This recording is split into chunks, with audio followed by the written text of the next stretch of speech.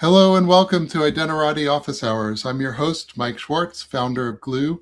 Today is episode 205. Before we get started, a quick reminder to follow IOH on LinkedIn or YouTube. The topic today is the Authentic Identity Challenge, and our guest today is Neda Eskandari, Head of New Products for PowerVision. Welcome, Neda. Hi, Mike. Happy to be here. Thank you. So before we dive into the topic at hand, maybe you could just tell us a little bit about your background. Certainly. So when I look at my background has always, like over the past 20 something years, been about the trust between the human and the intelligent system. And now, like based on the terminology today, human and AI, back then 10, 20 years ago, human and automation. So from the very first research that I did at the end of my undergrad till my PhD thesis during the postdoc, I'd always been working on human automation interaction from the angle of human trusting the automation and what information need to be provided to the human to trust that automation.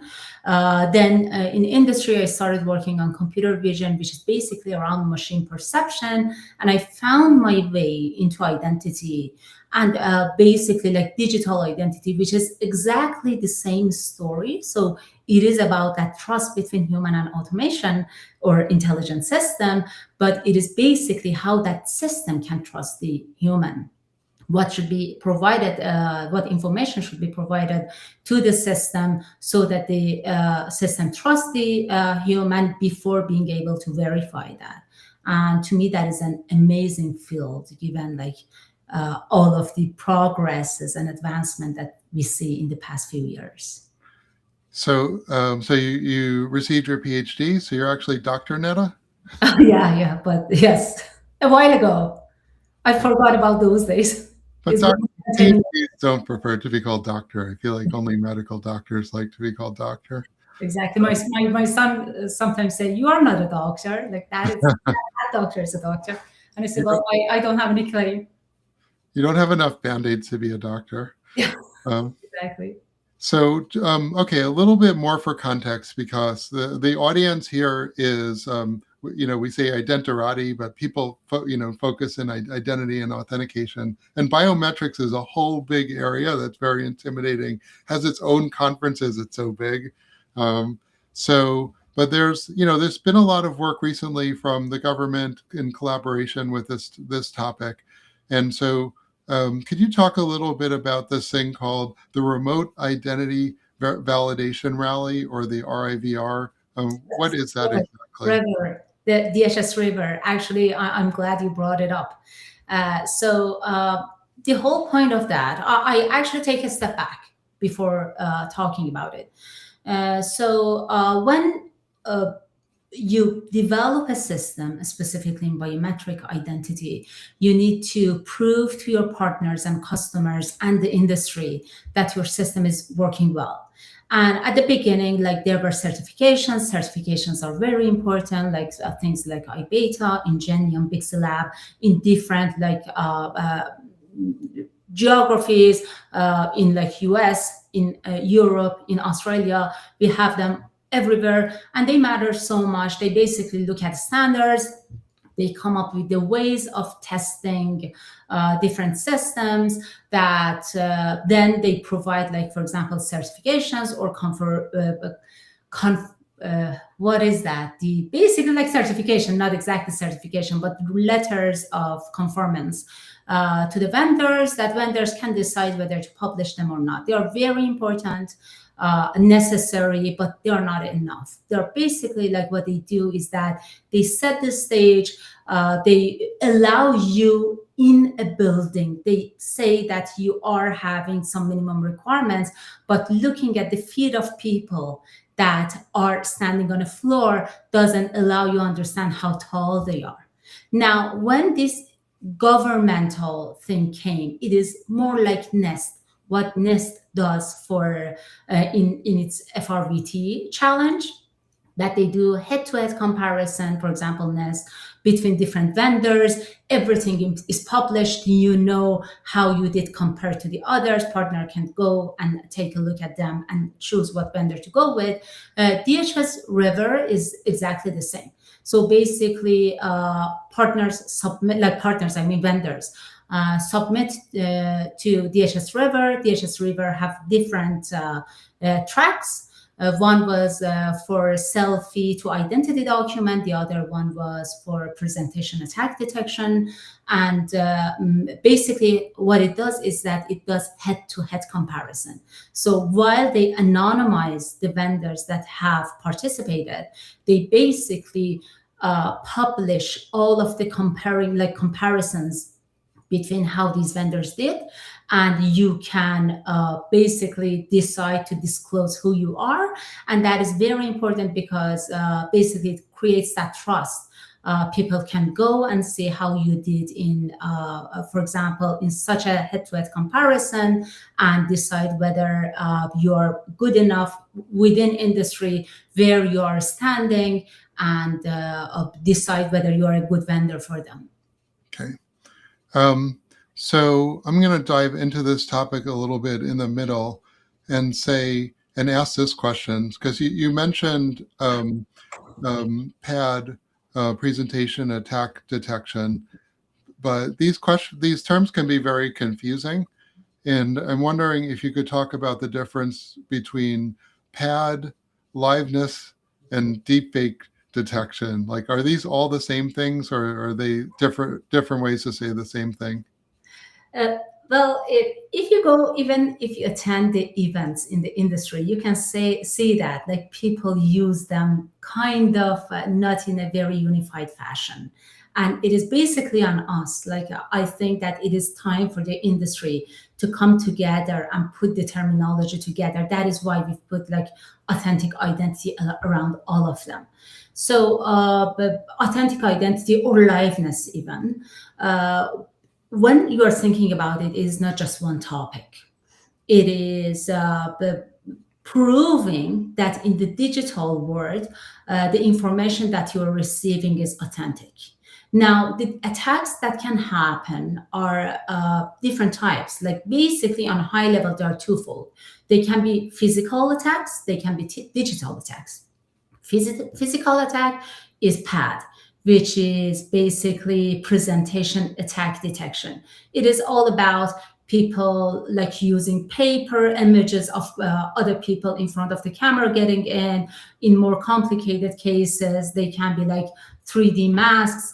They can be showing the video of images of people on the iPad and showing it to the basically camera again to be able to log into a system. But it is all through a physical device, whether that's a paper, that's a mask, that is a screen, and so on. But on the other side, these physical attacks have been around for a while. But right now, what we are seeing that is becoming more and more, basically, like the attacks are becoming a lot on the digital side as well. It is not just the physical, but also the digital. The digital with the basically deepfakes and synthetic media being commoditized.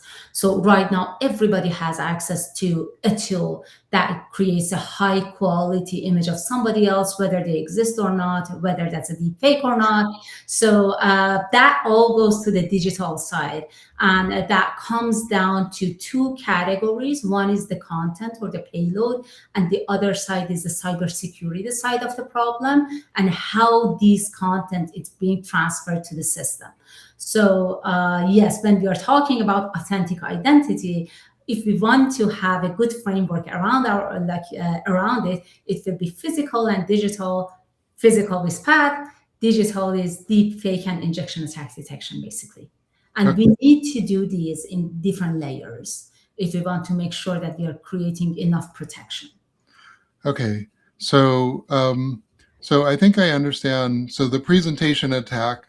And I was laughing because I was just remembering this old episode of Burn Notice, which is this really bad old show where Michael Weston, the spy, holds up a picture, like literally a black and white grainy picture to a camera and gets in somewhere, and that would never work today by any Uh, device that actually scored well on River. Um, and so I think I understand the presentation attacks, or even the masks, the 3D masks. I've yes. seen some pretty cool demos of that. And I think I certainly understand the deep fakes, because this is terrifying, I think, to everyone who's a parent of adult children or has Exactly. grandparents who are maybe like, what if they get attacked by this? It's really just terrifying.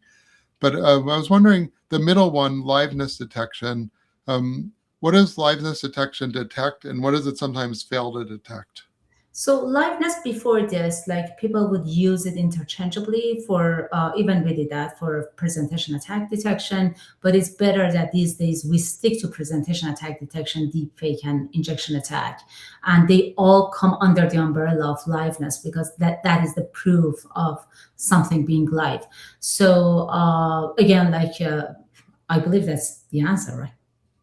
So okay, so liveness is a category that includes. It's not a separate thing. It's Yes, more that like is what, like basically that is what I'm calling right now authentic identity.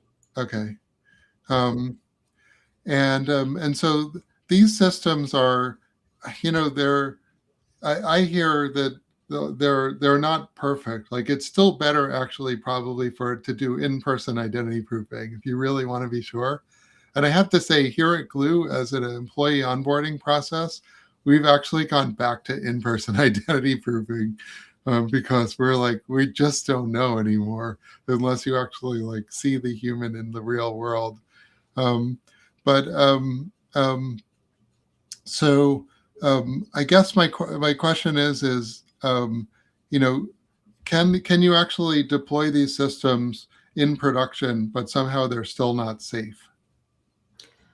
So technically, well, it depends, but well, of course, it is always a trade-off. So when you design a system, let me again bring new terms. Uh, Mhm. for all of these systems, we have basically APCER and BPCER. APCER is about security. So basically, if some image that you see is not authentic, what are the chances that you can just accept it as authentic by false? What And is APC or AAP? What does it stand for? Because that there's is a lot of acronyms. that is complicated. I always read it and I get it is Okay. complicated. Attack present. Let me look it up. Uh, APCR and BPCR. At IAW, which is this industry workshop, we have a convention of hassling people when they use acronyms, and then because we assume everyone knows what these acronyms are, but they actually Yes, there's a lot so of acronyms. APCR is attack presentation classification error rate, and Okay. BPCR is bona fide presentation classification error rate. And well, attack presentation classification error rate is that basically the system be attacked. Mhm. So missing some of the actual the non-authentic images and accepting them as authentic people. Uh, Okay. BPCR is around usability, which is that you are a genuine person, but you get denied. Ah. And when you are designing a system, it is all about the trade-off between the two. A good Hmm. system does good on both sides, but it is not that it is zero all the time for basically APCR and BPCR. But we always like strive to make them lower and lower and lower. But one of the reasons that we are trying to build these systems in layers is that what if basically somebody can get through one of the layers, then in the second layer we just will be able to stop them. So it is basically as if that you are having different shields with their holes between the attacker and the system, and the more the shields are, the attack will be prevented more and more. And that is the case specifically for deepfake, because for deepfake, the deepfakes that you see right now are different from the deepfakes that you see a month from now.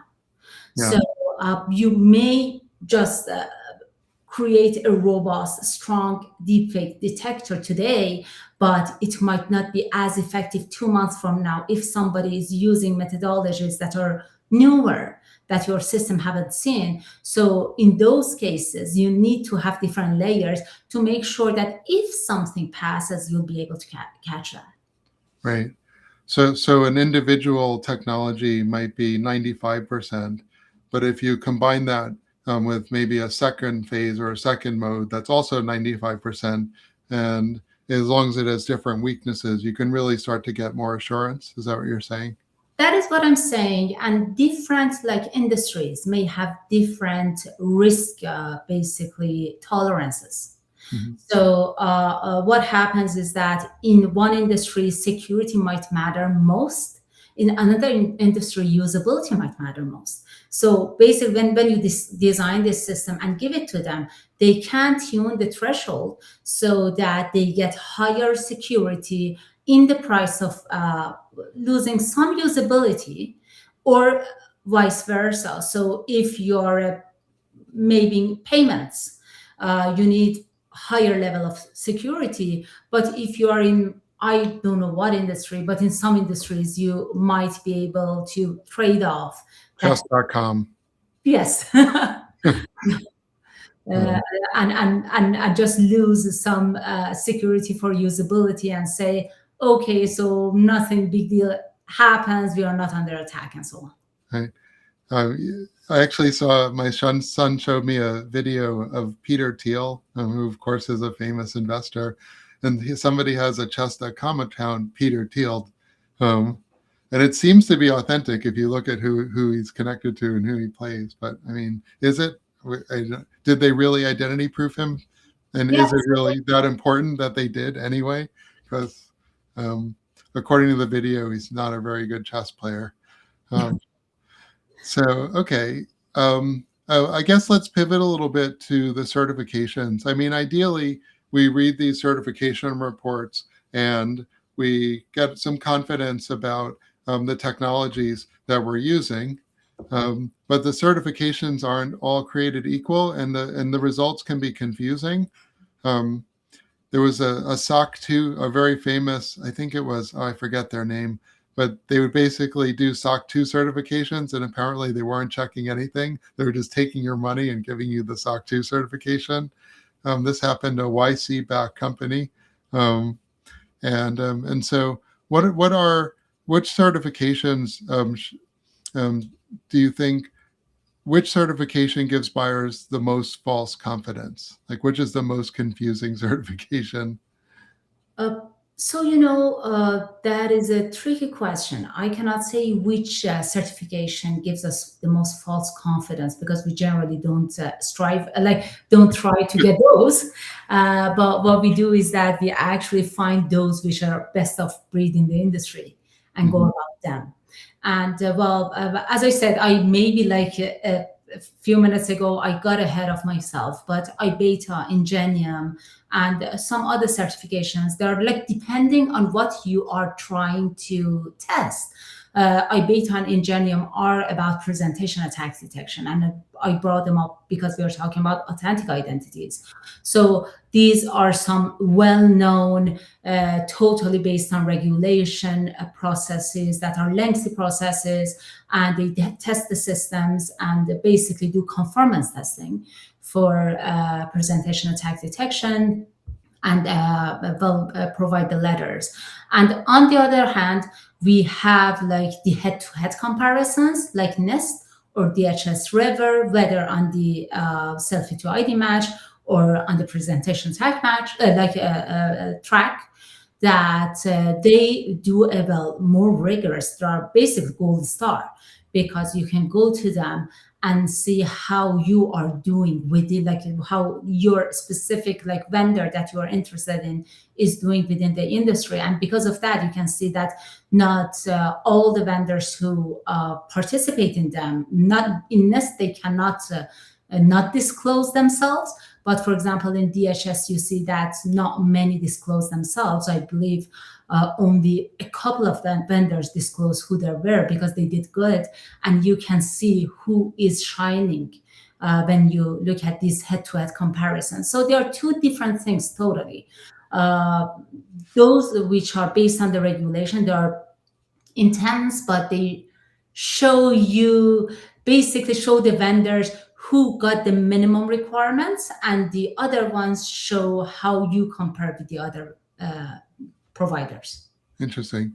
So if you're a vendor, you could actually say, we don't know, this is a new algorithm or a new approach, and we want to test it, but we don't want our name associated with it yet because we don't know if it's any good, and you can still do So that. for certifications, which I should say conformance letters, Mhm. it is exactly that. You actually cannot even disclose that you did them. It is all based on the consent of the vendor. Like, for example, iBeta has a list of many vendors who have iBeta, but it is based on like whether the vendor wants to disclose that. And Ingenium sends a letter, for example, to the those who participated and tested with them, and you can decide whether to, for example, talk about them in RFIs and RFPs, whether to put them on your website, and so on. In DHS, basically, like what happens is that the vendors are all in a chart. So you see a chart with, in the case of PAD, APCR, BPCR, time, and so on, all listed next to each other, and you can see who did amazingly better, but they are anonymized. Ah, And everybody goes ahead and de-anonymize themselves. So okay. announce that this was us. So just a couple did. Interesting. I did not know that. Um, and so are there any attack classes that are really advancing farther than the standards? Like I wonder about the deepfake in particular. I feel just apocalyptic about that. But is deepfake or maybe other techniques advancing faster than you think than maybe the standards or the or the technology? Oh, certainly for deepfakes, certainly. So for presentation attack, I wouldn't say that it is a case, because that had been the physical field. The progress in it had been slow, and the basically standards had time to catch up. We have 3107 that is basically a pretty solid standard. Many of these, like these tests and certifications, come from that. But for deepfakes, we still don't see any standards specifically for deepfakes. So for digital attacks, there is CN 18099, and that is for the whole digital, like injection attack detection, which is more about the methodology of these digital attacks. And based on that, well, tests come out. But regarding deepfake, there is no testing other than some like minor conformance testing in the body of injection attack detection, but no performance testing that you say there is currently that solid benchmark that people can test with, and there's no standards. And I've heard actually, like from different sources, that the deepfake standards is being thought of, but when they start thinking about the standards, till the time that the standard come out, it will be many years. So what is interesting about this era is that so far, in many years ago, what happened was that the new technology would come out, and standard had time to catch up because the technology was not so fast. But in right now, in the AI time, everything is so fast. Today and tomorrow are different. During this time that the standard can come out, like lots of attacks can happen, lots of new models can be generated. So yes, it is actually kind of hard for the standards to catch up. I wouldn't say that we need to though speed up the standard process, because that is how it is. So if we want the standards not to be biased towards bigger nations, and if we want involvement of all of different parties, the standard nature is slow. So that is how it is. But we need to find ways that make sure that we can protect our systems. Hmm. That's interesting. So just to make sure I process that correctly, it sounds like you're saying this by the time they write the standard, the attackers will have figured out how to defeat it. So it would be futile to try and write the standard maybe at this point. And so what do buyers do? Like how do buyers test for attacks that aren't in the benchmarks, or what is a buyer to do in that case? So, first of all, my hope is that by the time that the standard comes, the standard is kind of forward-looking, and that is one reason that the standards are so slow. I'm hoping that they are so forward-looking that can think about all of the possibilities in the future. But the whole point is that what will happen in these few years, and when I'm thinking about it, actually, my expectation is that we see more, and because of the commoditized deepfakes and commoditized synthetic media that are out there, we will see more volume of attack, a lot. And one, but like it is basically more about cyber literacy that we need to give to the vendor ID verification vendors. So ID verification vendors, so far they had the expectation that maybe less than 1% of the images that they receive are attacks, but maybe in a few months, few years, it won't be the case. Maybe more than 50% of the images are attacks. We don't know. And the attacks are so high quality. They are designed to fool you and me. So basically, it is first of all making basically IDV vendors to understand that you shouldn't at all trust your eyes and you should go with the system. And second of all, how can they trust the system? That was the whole point of not having a standard and the test. Basically, it is how you interview the vendors, like the vendor of choice, your technology provider. So, what are their benchmarks? How do they train their system? What is their cadence of releasing a new like products? How diverse is their benchmark? And all of these questions. So while there are not solid standards or tests out there that you rely on, you can just get educated yourself and talk to your vendor carefully to know whether you can trust their systems.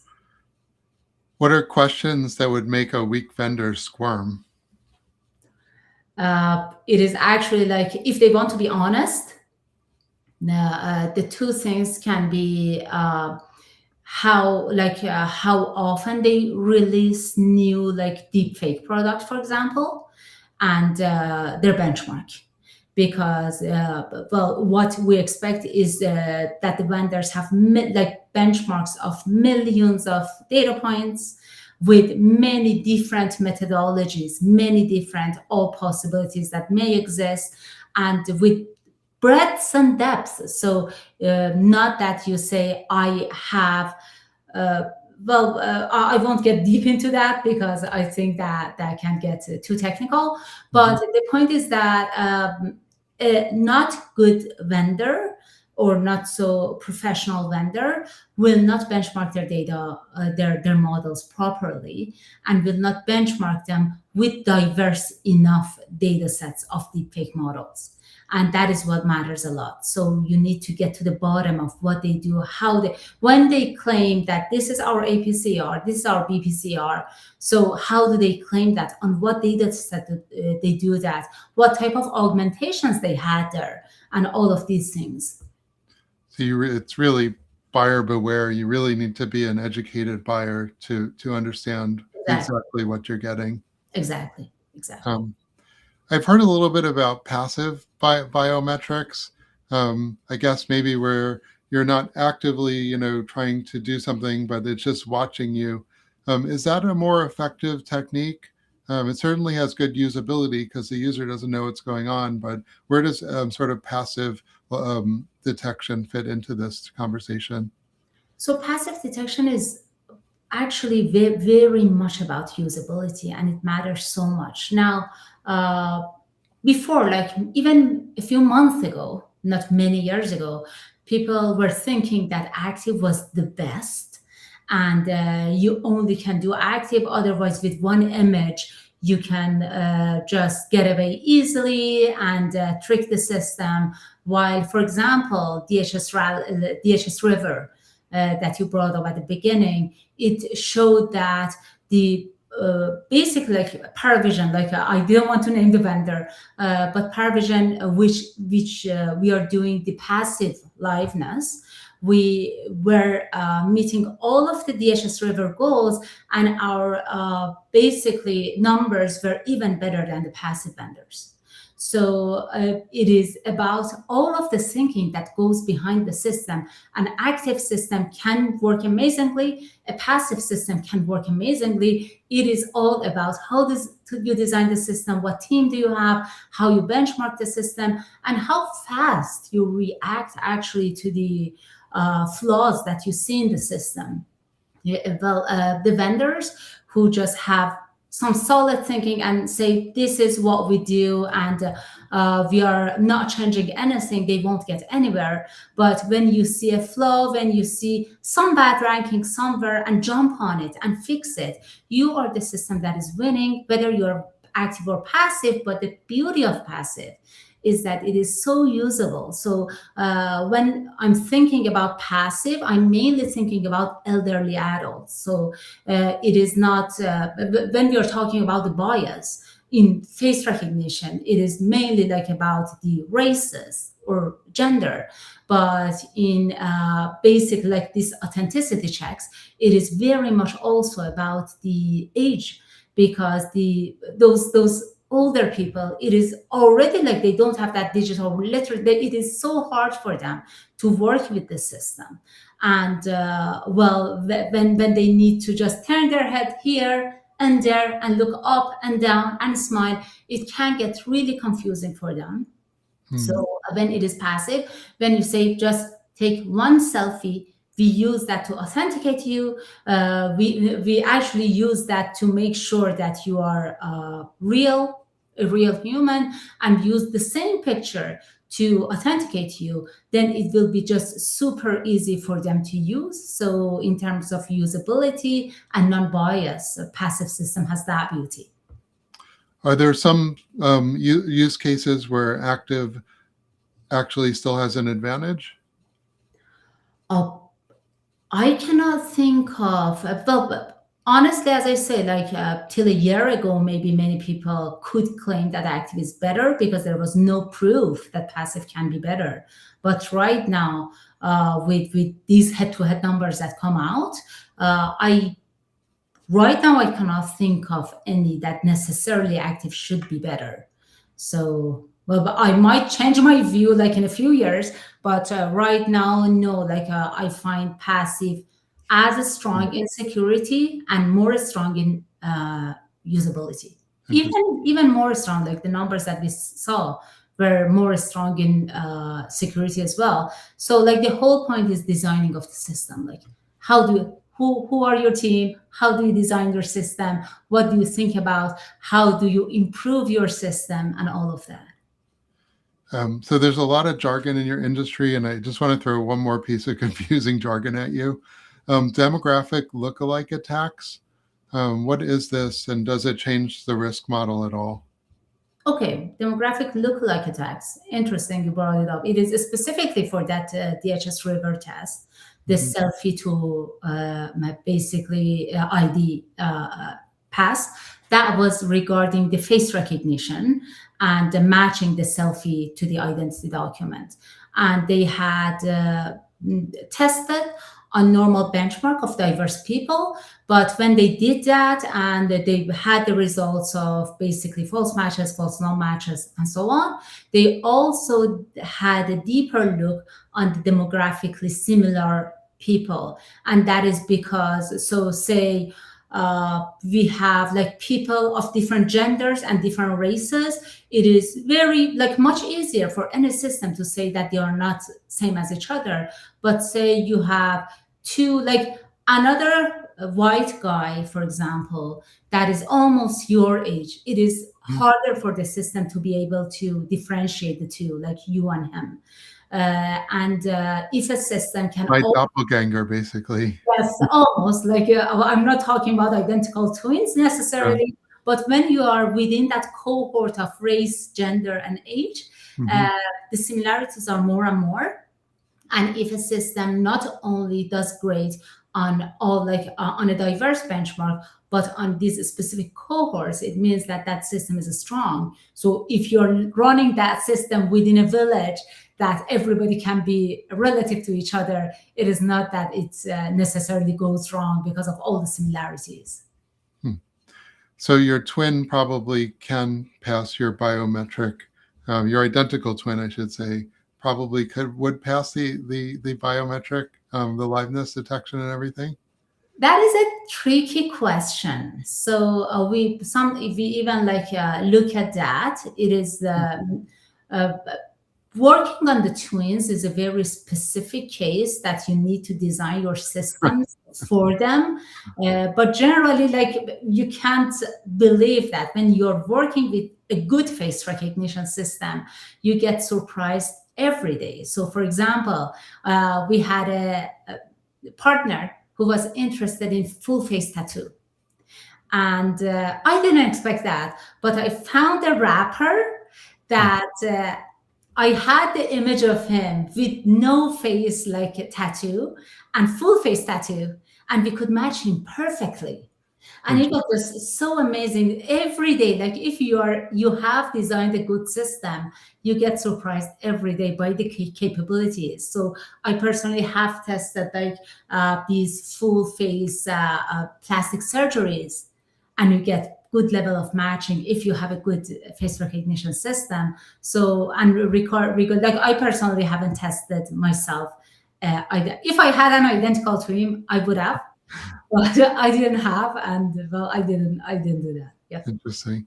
Well, I know that you're super busy, and so I want to give a little bit of time back.